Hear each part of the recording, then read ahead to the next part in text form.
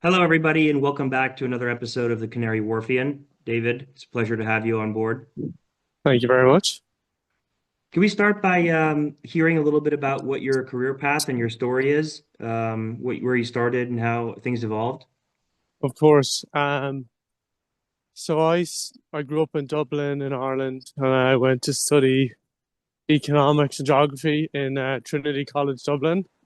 Um, I wasn't entirely sure what I wanted to do. I speak to a lot of grads at the moment who are a lot more clued in than I was, but I knew I was in finance somewhere and decided to go into the deals department in PwC. So how that works in Ireland is it's a 3.5 year fixed contract where you work within one of the deals teams. So there's transaction services or financial due diligence, M&A and restructuring. And I worked in the M&A team for 3.5 years. I rotated around and then I also did my accounting exams. Um, from there, um, I wanted to get into the big bad world of investment banking, and decided to move over to London. So I joined Lazard in the start of 2023. Um, I initially joined as a lateral hire um, into the industrials M&A team. Um, I had worked at that stage for about 4 years M&A, and I wanted to try something new. So I approached HR and asked if I moved to restructuring. Um, so I moved into restructuring on the natural kind of analyst rotation cycle in September 2023, and then I spent kind of 18 months there before leaving Lazard. So I was in the restructuring team as an analyst, and then became an associate. Um, so yeah, that's a bit of background on my career today. And if we laser into the move from PwC into Lazard, how exactly did you break into investment banking from Big Four?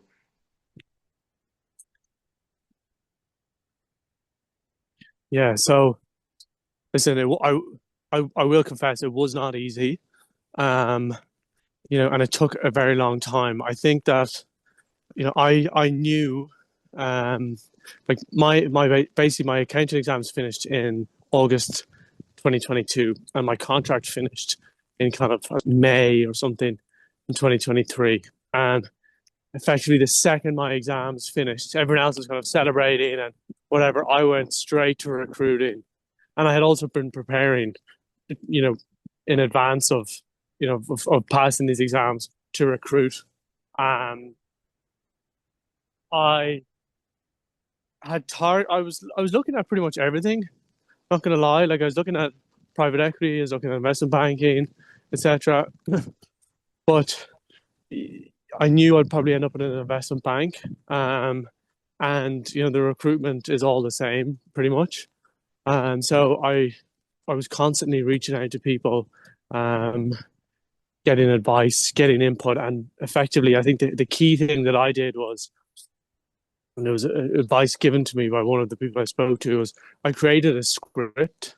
So effectively, when I went into every call, um, I had a script of what I was going to say, and it basically discussed kind of why I wanted to be in investment banking, why I was in PwC, why I wanted to leave, why I wanted to move from London, what were the roles of an investment banker, etc., etc. And so I would constantly, you know, add to that script and take away from it depending on what I felt was landing within those meetings. And then once I started applying for things, it's just about getting lucky, right? And I think the crucial thing was in Lazard, um, I was able to connect with a couple of people who worked there, and they were able to refer me, and that made my CV stand out and kind of got me through got me into kind of the first round, which was a higher view kind of AI interview, and then from there it's really up to you. So long-winded answer, but it wasn't easy. I think the key things are being very prepared, having that script or something, to that effect, and also then most importantly, reaching out to people and getting kind of warm intros. Cool. And what is it exactly that you did specifically in Lazard when you joined them? Well, I joined initially to M&A, right? So, it was the same stuff I'd been doing in PwC, just a lot more and a lot harder and a lot bigger deals. Um, so, you know, a, a significant chunk of your work is obviously working in PowerPoint, creating decks for clients. In Lazard, um, you're kind of given, when you join, they kind of ease you into it sometimes, sometimes not everyone, but you kind of work on a bit of marketing for the first, month or two. They kind of test where you are. Um, and then you kind of go into, do they put you on a live deal or two? You're usually given a couple of retained accounts. So you're kind of working on them in your downtime on your deals. Um, but I'd say, it's hard to put numbers on it, but certainly towards kind of 70+% is working in PowerPoint. Then, another, you know, maybe 20%, 15% is in Excel, and then the rest is just kind of, general admin, bits and bobs that you'll be working on. Can you give our listeners a high-level overview of what an M&A banker does? What is M&A and what do you do as a banker in M&A? Yeah, so it's people get very confused with this, and I get a lot of people who I speak to try and help get into investment banking, and they don't really know what it is. At its core, particularly from my perspective, which is working in a elite boutique investment bank, we're purely advisors, financial advisors, helping people buy and sell companies, or raise uh, debt or equity. Um, you know, it's you're effectively the outsourced team for a company or for a private equity sponsor, who will be in charge of selling or buying a company for them.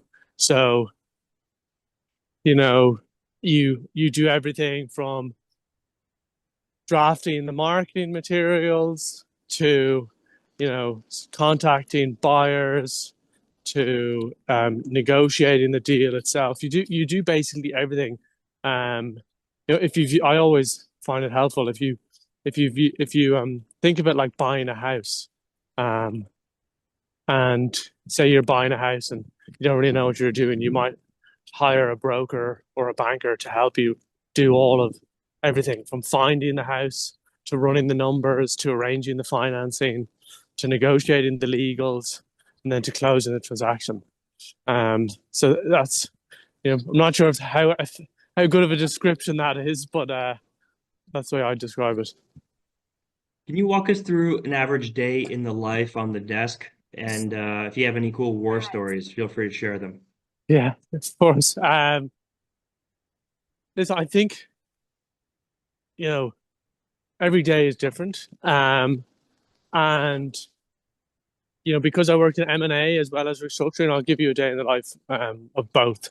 So, because they're very different. So in M&A, let's say you're in industrials, you will be given kind of a list of companies um, that you cover. All right, so it might be aerospace and defense.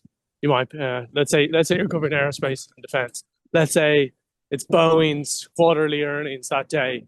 You're going to be up in the morning ahead of earnings. Well, but obviously Boeing will be reporting in the US, so that's not the best example. But let's say it was let's say it was BAE, right? So you're going to be up in the morning ahead of market, if they're releasing before market, and you're going to be reading that report. Um, you're going to be looking at the share price, and you're going to be giving your MDs and VPs and directors an update as to kind of what were the key takeaways, um, from the call. What was the share price reaction? What's the commentary? What's the guidance? Is there any update to the numbers, etc. So that's even before you get into the office, right? Now that doesn't happen every day, but it happens, um, you know, quite often when you're covering, 30, 40 companies. So then you get in, let's say it's a Monday, there'll be an early team meeting, upstairs. Um, some teams will have, breakfast, etc. So you get a nice yogurt bowl and bacon sandwich, and then you get straight into it, right? You're downstairs, um, in that team meeting, everyone will be discussing their deals, kind of where they are, what the tasks are for the week. Are there any upcoming meetings? Outside of those deals, who's working on what? And you're basically just giving your staffing for the week, although a lot of the time you know what it will be anyway. Then you're down from, let's say, maybe 10, 15 a.m. to, and you're working from, you know, whatever time you finish that night. And it'll just be, depends on what you're working on. Is it a live deal? Is it marketing? Are you doing research for a marketing book? If you're on a live deal, are you working on the model? Are you working on the IM, etc.? And so, it varies a lot. Whereas if you're in restructuring, um, you know, the day-to-days are so much different because restructurings are so unpredictable and they change. Things can change so much quicker than in an M&A transaction because obviously you're dealing with companies who are struggling financially. So, has something happened over the weekend? Is the company running out of money, etc.? Hopefully it's not. And you're spending a lot more time in restructuring working in Excel than you are in PowerPoint, which was very different for me when you joined because you're constantly working in Excel, constantly running the numbers. Restructuring is often the key thing in a restructuring obviously is the model. And so you're constantly updating that. Did you get a term sheet over the weekend from the lenders? If you're advising the company, you've got to rerun that term sheet in your model. So it has to be super dynamic. That'll spit out a couple of numbers, and you say, well, can we take this? Can we not? Etc. What's our counter? So it's super different. And it all depends on what you're primarily interested in, which you prefer. As it relates to war stories, you have plenty. Not sure how many I can share on a podcast, but I think a good example was working like my first week on the desk. I remember getting in and the first week was quite tough. Just happened. It was a very busy week. And I remember going home every night in the taxi, just like completely shell shocked, feeling extremely out of my depth. But after a couple of weeks, months, you settle in. And so, I think I might get in a bit of trouble if I share any other war stories. I had a buddy who started his career at Barclays Capital in investment banking. I believe he was in the M&A team. And Yeah, I would see him on the weekends, and he told me that he would get home on average at 4 in the morning every day, and yeah, then he would spend an hour watching TV on the yeah. computer. That's And I asked common him, actually. and I asked him, Yeah, why are you doing that? Because isn't it more valuable to get that sleep? And he said, no, because I need to decompress my brain and watch something and think about nothing for an yeah. hour. It's actually it's very interesting you say that. I never struggled sleeping um, like getting to sleep until I started working in investment banking. And I remember I'd ask a couple of more senior guys. I'd say, how do you get to bed? Like when you get home, you're not super wired. And one guy said to me, "Yeah, listen, I actually just stay on the couch and watch TV until I fall asleep. Until I get tired. I just need to just watch like some trash TV just to switch off my brain." Um, for me, um, I would switch off by a couple of things. One is I actually wouldn't get taxis home every night, even if I was eligible to. The reason is that kind of walk to the tube, and Mm. obviously, like the tube might be closed at a certain time, but if it wasn't super late, like kind of let's say it was 11 or 12, sometimes the tube might be open, um, and that walk to the tube and then the subsequent tube journey wasn't long. I mean, door to door, I was very lucky. It's kind of like 20 minutes, but that enabled me to kind of switch off a little bit, and then I'd get home and I'd read my Kindle or something. I tend to read my Kindle before going to bed every night, and just reading something. I actually then found that I typically read like history books or business books. They weren't helping me go to sleep, so I started reading fiction, um, and then I would tend to fall asleep pretty quickly. It wasn't every night, as sometimes you'd kind of wake up in the middle of the night dreaming about Excels, but yeah, it's everyone kind of has their own way of doing it. It's interesting that you mentioned the dreams because my second job out of uni was KPMG in corporate finance, Yeah, and I was focused predominantly on business valuation, so it was just huge models in Excel. yeah, And it wasn't regularly intense, but during the intense phases, 3 to 4 months on a project where I was working 7 days a week until 4 in the morning, sometimes until 6 in the morning. I remember I would never watch TV because I would value the sleep, but I was in such a state of mind where I was kind of half asleep all the time, 24/7 anyway, that when I would sleep for a few hours, the dreams that I would have would be about the model that I was building.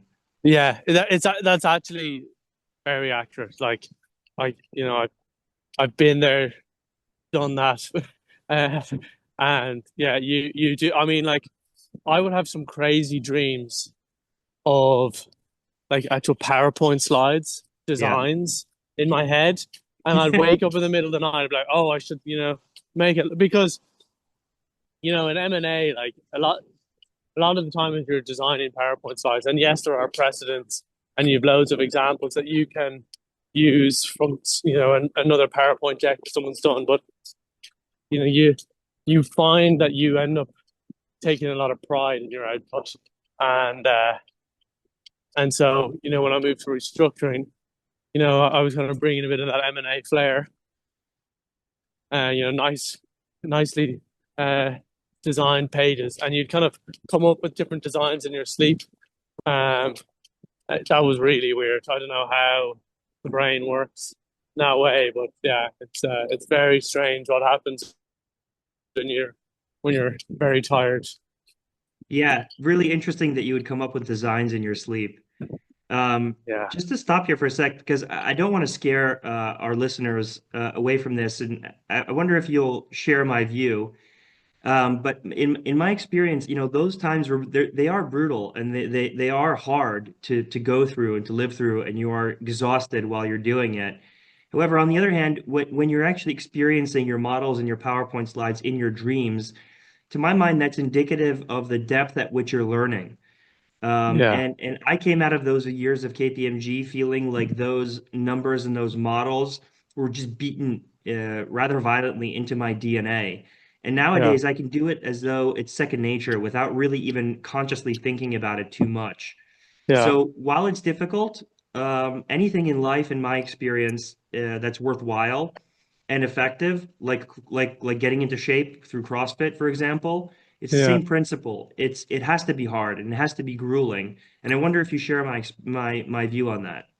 I do. Yeah, I think um, you know certainly in the early stages of one's career in investment banking, like when you're an analyst, uh, you just joined a firm, like you're learning so much, and you don't realize you're learning. You think, oh, I know all of this stuff anyway. I'm just working super late, etc.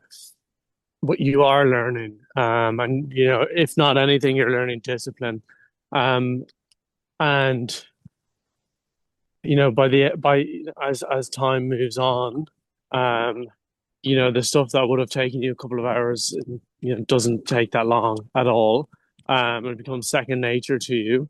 It is beaten into you, and it's effectively when you're doing like an analyst training in Lazard, which is 3 years, unlike other banks where it's 2 years. Like that 3 years is the equivalent of like 6 years of condensed learning, if not more. Um, and so by the end of it, you just become a bit of a machine. Um, like, don't get me wrong, there is a lot of work that's makes you stay up very late that isn't required. That's the case in every career, right? And in every bank, because you might think, well, I disagree with us having to do this, etc., etc. And you should just remember that down the line when you're more senior and you're the one deciding what the outputs are. But yeah, like the depth of learning is incredibly intense, and like you people ask me all the time, like, do you regret going into investment banking? At the time, it's a big sacrifice, etc., etc. And my answer is, I don't regret it, um, because going into an investment bank for even if it's a year, 2, 3, 4, 5, 6, 7 years, it will stand to you for the rest of your life. You'll never have to worry. Your downside is so protected because, if something changes, you'll always have a job somewhere. Um, you get to work on a lot of really interesting transactions that are, kind of front page Financial Times sometimes, not all the times. Um, and it's kind of it's character building, right? If it was easy, everyone would be doing it. I couldn't agree more, Dave.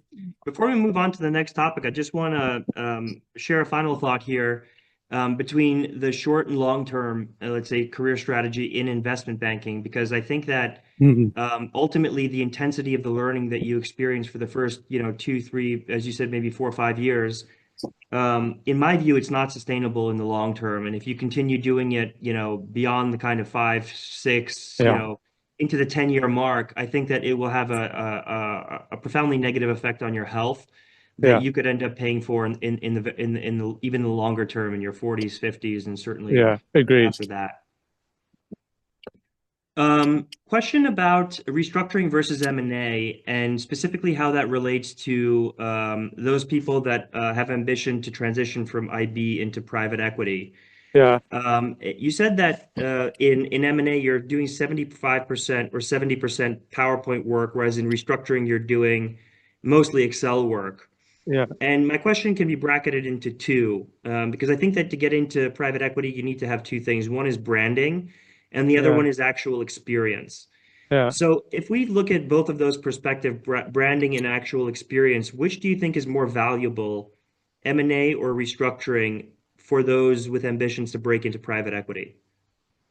Yeah, I think that it's going to be M&A purely because like restructuring it's completely different insofar as you're working on debt transactions, right?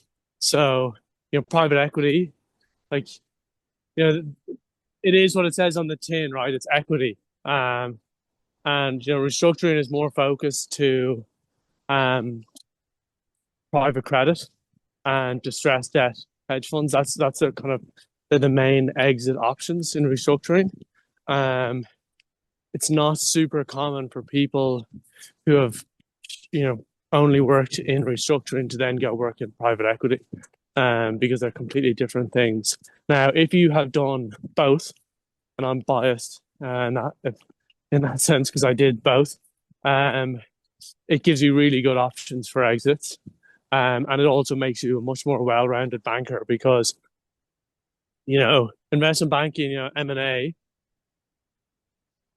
so one of my friends gave me a really, really good description. He said, listen, M&A is everything from revenue down to EBITDA, and restructuring is EBITDA and down. So it's everything beneath EBITDA. So if you've done both, I think you have a really good understanding of accounting and finance. And obviously the restructuring side is very debt focused, so it is very value additive. But I think if you want to exit to private equity, you know, you have to be working in M&A. Not have to be, but it's I'd say the bulk of the people that they hire in private equity come from M&A backgrounds. Cool. In the last 5 minutes or so that we have left, I'd like to speak with you, pick your mind a little bit about AI and its impact on finance.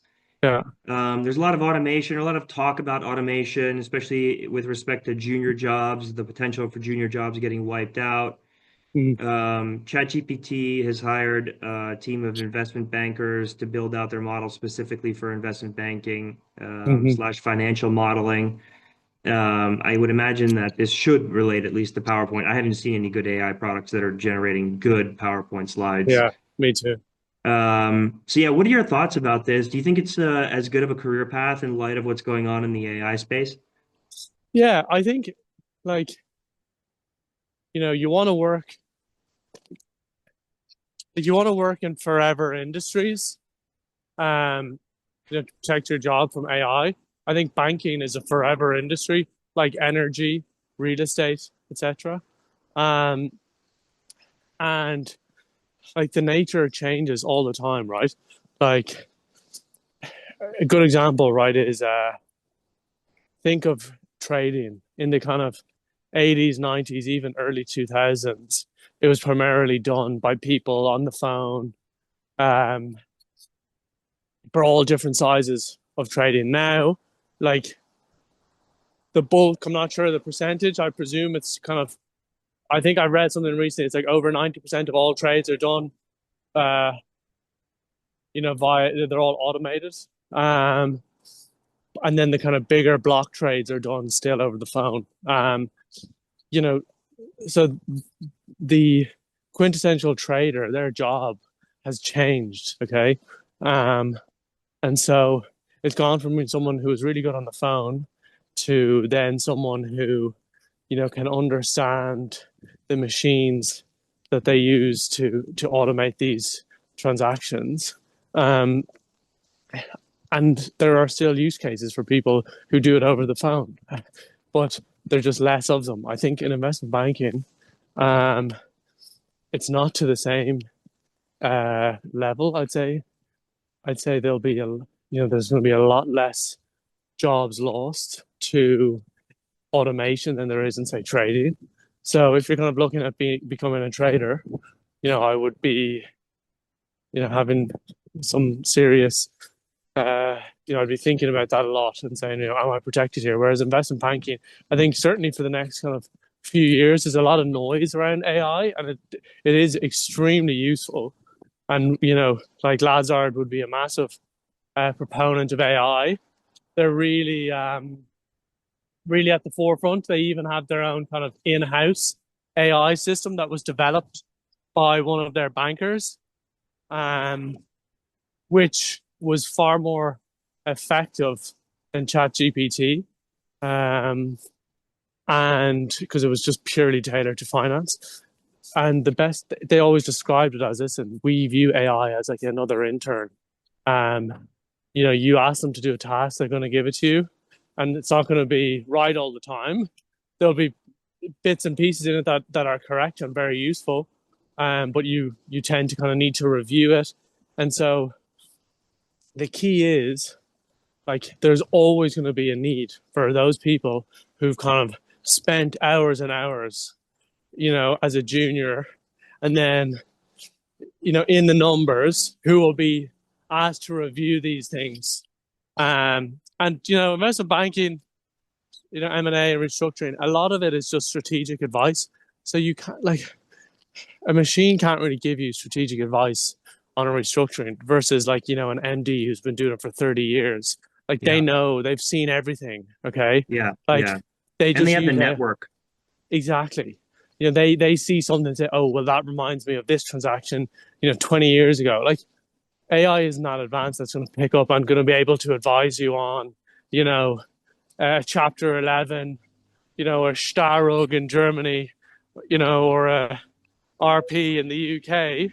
Um, it'll be able to help you, but it's not going to give you the right answer every time. And so, advice is advice, and I'd be pretty bullish on investment banking. I think yeah, like there is a lot of noise around junior jobs, so I just think a lot of firms have been overhiring. I think Lazard is very good for not overhiring. Um, which makes it a bit harder because you're working a bit longer. But like some of the other banks hire, hundreds and hundreds of grads every year, and they just churn them for 2 years and then they all leave. Whereas Lazard doesn't have that kind of, um, it doesn't, it's unable to that, right? It can't hire hundreds and hundreds of people.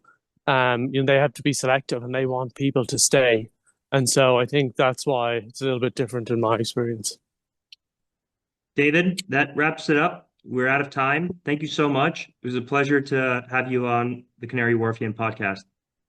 Thank you very much. I hope I wasn't waffling and going too off piste, but thank you very much. I hope it's helpful for anyone looking to get into investment banking. Crystal clear. Bye bye. Bye bye.